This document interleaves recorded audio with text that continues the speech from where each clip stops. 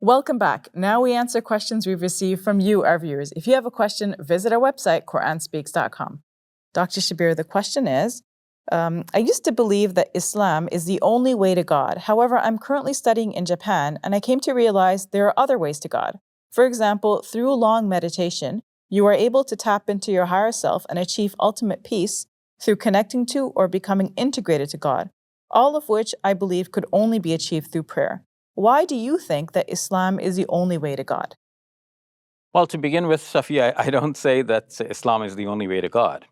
I think it's the best way that I know to God, but there could be other ways that are leading in some way, even in a lesser way to God, and God's mercy encompasses all.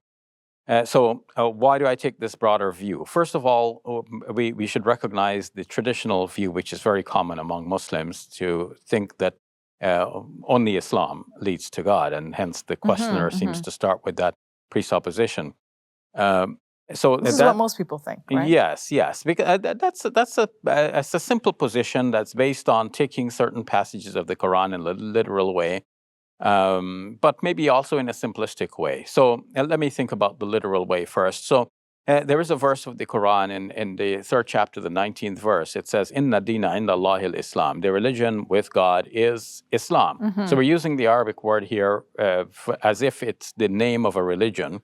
But initially, it may not have been the name of a religion. It may have just meant what the Arabic word means, submission. So a small I, then. Yes, it could mean that the way to God, the religion in the sight of God is characterized by submission. So if one submits to God, one is on religion. Then that's what God demands in terms of religion. In the same chapter, in the 85th verse, it says, وَمَا يَبْتَغِي غَيْرَ الْإِسْلَامِ دِينًا فَلَا يُقْبَلَ مِنْهُ وَهُوَ فِي الْآخِرَةِ مِنَ الْخَاسِرِينَ.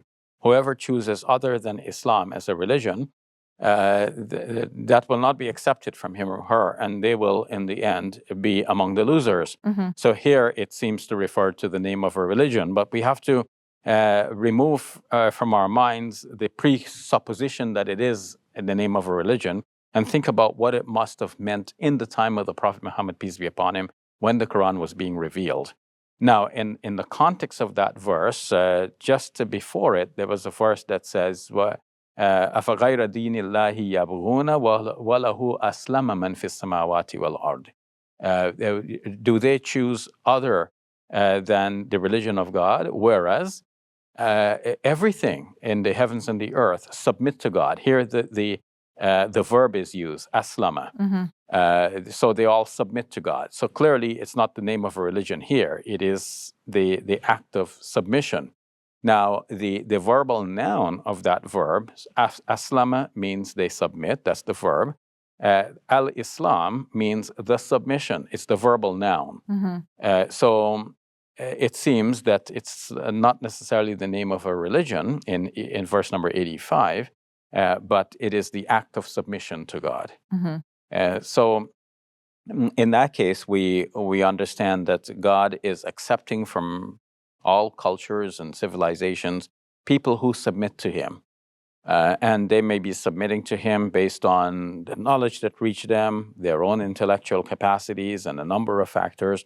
But God is the ultimate judge. And just as a just judge nowadays would judge people based on their circumstances and their own intellectual capacities and so on, so too the judge of judges, the most just of all, our God will judge people based on their circumstances and their own aptitudes.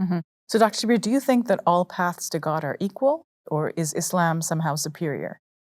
Well, from what I know of Islam and what I know about other paths, I would say without hesitation that Islam is superior. And that, of course, is my chosen path. Somebody may say, well, I have a bias as a Muslim already, and I cannot deny that I have a certain bias. But in my attempts to be objective and to study the religions across the world, as much as I could have, at least in an introductory way, it's hard to master all of the world's religions. But from what I see, Islam clearly stands out. we have some choices in life, and hardly anything is proven with a knockdown type of proof. But we see that among the options, here is how I would analyze it. We either believe that there is a God, or we don't believe that there is a God. If we don't believe that there is a God, then we can have atheism as our chosen path in life, or we might adopt a non-theistic religion such as Buddhism. Mm-hmm. If we believe that, no, let's think about Buddhism for the moment and think more generally, should we even have a religion? If we want to have a religion, either we adopt one of the existing religions or we invent our own. But how do we invent our own? Like, how do we even begin to invent a religion?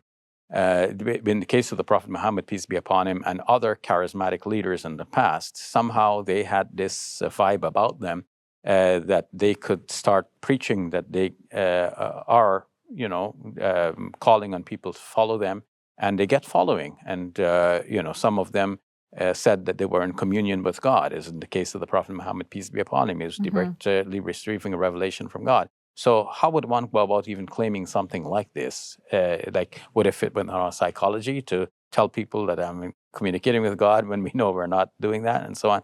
So how does one form one's own religion? It doesn't seem very doable. Looking at Buddhism, if one were to be a non-theist, then that's a religion. But why would one think that Buddhism is true? One would have to go back to study the life of Siddhartha Gautama to see, did he really have that experience of, and does his experience really matter to me? Like, he had this experience that leads him to the Four Noble Truths. Are there really Four Noble Truths? Why should we believe that? Then, if we come to belief in God, then we want a religion that holds to belief in God. Now, either we're going to adopt a polytheistic religion or a monotheistic religion. If we look at polytheistic religions, Hinduism is a good example of that, though many Hindus, of course, aim towards monotheism by thinking of the universal soul and various gods as manifestations of the one. But thinking of the various gods and worshiping this one in this form and this in the other form and so on, Hinduism does not hold much appeal to me, though I'm sure that its adherents find it appealing. So discounting that, I turn to the monotheistic religions, which primarily are represented as Judaism, Christianity, and Islam. Judaism is a religion that has a lot going for it and has fed into, the good from that has fed into Christianity and Islam. Yet Judaism has remained a religion with a few followers worldwide comparatively. And it's mostly like a close-knit community. Sometimes even the race becomes conflated with the religion, so that one is defined as Jewish if one is born from a Jewish mother. So that doesn't hold much appeal for me as being non-Jewish from the start. And then if we come to Christianity and Islam as the last two standing contestants for my belief, Christianity, from my humble opinion, is saddled with the doctrine of the Trinity. And even if we remove the doctrine of the Trinity with all of its complications, we have the idea of Jesus dying for the sins of others, which seems to make God look either cruel or unjust for taking the life of the innocent person to let the guilty go free. And some other such problems. In the end, to me, it is only Islam that remains standing of all the options that are available to me. So I feel that Islam is superior to everything that is out there, and is clearly a way to communicate with God, to pray to God, to have close communion with God, and to live a life that is God-centered. Dr. Shabir, I want to ask you a question about your idea that other people could achieve salvation. If that's the case, Dr. Shabir, then what would be the point of being a Muslim? So the point would be that, first of all, when we are already guided to this, we cannot turn away to something else. In the 3rd chapter of the Quran, which we've been quoting, there is a verse that speaks about people whose faces will be darkened by their sins on the Day of Judgment. And then it'll be said to them, Akafartum ba'da imanikum, did you disbelieve after you have had faith already? So once we have had faith, we have arrived at faith, we cannot turn back from that. Other people may have an excuse because they haven't arrived there yet, but we have already arrived, we cannot turn back. And to use a worldly example, I'm the parent of I'm the child of my parents. And let's say my siblings were disobedient towards my parents. They're not, but let's say they were. Now, I cannot say, oh, my siblings are disobedient to my parents, so why should I be obedient to my parent? I have to say to myself, I, as a child of my parents, have to be dutiful and obedient towards my parents because I am a child. So I'm a servant of God. It doesn't matter if everyone else is doing something different. I have to be a true servant of God. And the way to do that is through the religion of Islam for me, even if for some other people there may be some other way, or maybe people are not choosing any way at all. But that's up to them, and that's between them and God. So why be a Muslim? Because once I've already arrived at faith, I cannot turn back.